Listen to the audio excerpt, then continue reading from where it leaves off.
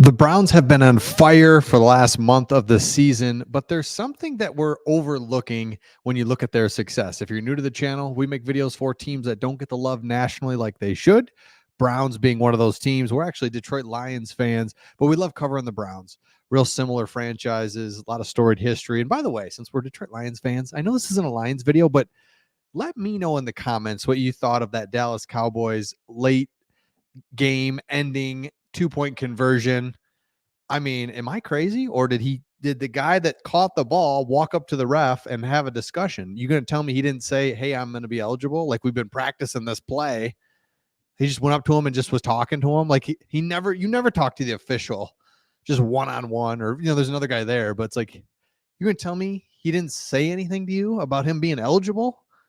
Let me know in the comments. I'm sorry, I'm going to get riled up. Okay, here's the thing about the Browns. We all know about Joey Flacco. Man, what a guy. Look at those uniforms too, by the way. Love the white helmets. Love the Browns uniforms. I just love the simplicity of it. But we know Joe Flacco, and here's what we know.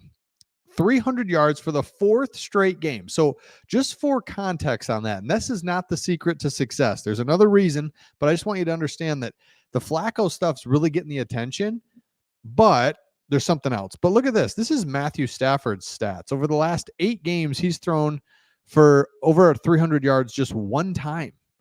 Joe Flacco has thrown over 300 yards in the last 4 games. So Joe Flacco, that's huge. And I know that's a big reason why the success is there, confidence, everything's rolling a little bit for the Browns. I love it. We all knew that the defense was good. But here's the stat. So here's some key stats from the 30-7 win Thursday night.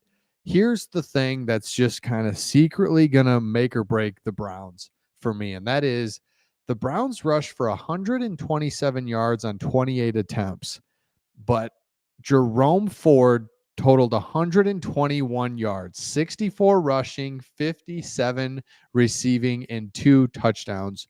So Jerome Ford, because of the Browns' success at running back and some of the big name players, he just gets tossed aside. But now with injuries, things going on, here comes Jerome Ford. He is just this little secret to success, because we know Njoku is really come on at tight end. That's awesome. We know that there's been big numbers out at the wide receiver position. Cool.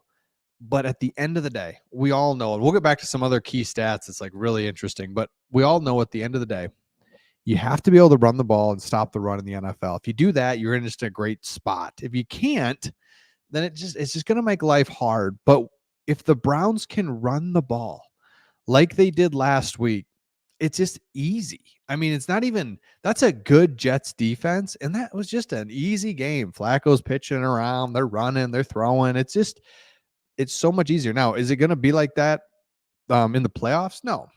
Like that easy, maybe. But my point is, when you're running the ball, that changes everything.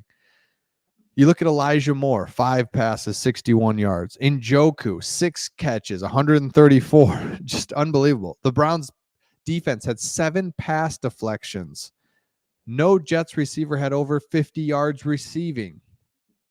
The Browns offensive line didn't give up any sacks to the Jets, who had 41 sacks on the season. So it shows that the offensive line is just operating at a high level. It shows you that the running back position is still capable despite the injuries, and shows you that Joe Flacco is just reading defenses, getting the ball out of his hands. And that's so hard to do, especially when you haven't played. The Browns recorded 2 sacks. Myles Garrett, Alex Wright. I love it. And then the Browns tackled the Jets 8 times for a loss. So we know that the Browns defense is really good. So check. We know, I mean, these are just like facts now, that Joe Flacco is capable and is a top 15 quarterback. I mean, he just is. So now you've got a good defense, a good quarterback, offensive line's playing well, running game is there. And so again, I go back to what I said at the start of the video. Nobody is paying attention to the Browns. Browns fans are really excited. I get it, being a Lions fan.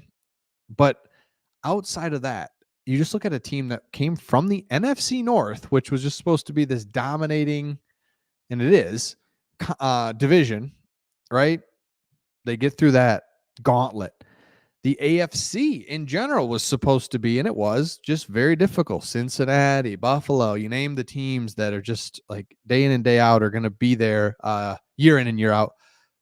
Kansas City, Jacksonville. I mean, it's just a tough conference, and there they are. The Browns keep making it happen. So let me know your thoughts in the comments on this, that the running game is really the secret to this. And Joe Flacco, again, keeps getting all the attention as he should. Really cool story. But for the first time in a month, the Browns ran for over 100 yards, and that game just looked so easy start to finish. The Browns controlled the game. When you look at controlling the game, you look at running the ball. And so to see Jerome Ford playing well, to see Njoku, I mean, at every level now, the Browns have a playmaker. They've got somebody. They got a quarterback, tight end, receiver, running back. We knew the defense was good. And so now to see, I'm holding the ping pong ball. Now to see the offense being really good is awesome. So let me know your thoughts in the comments. Again, don't forget to write a comment about the Lions Cowboys game. You're not going to hurt my feelings if you think, you know what, Lions, you got a little too tricky at the end there. Don't. It's what you get. If you're going to get tricky, you could trick yourselves. You could trick the officials. Even though Dan Campbell goes over every trick play with the officials before the game that they could possibly be looking at, just so they don't get off guard and throw a flag and ruin the play. Sorry, getting fired up. Let me know your thoughts in the comments.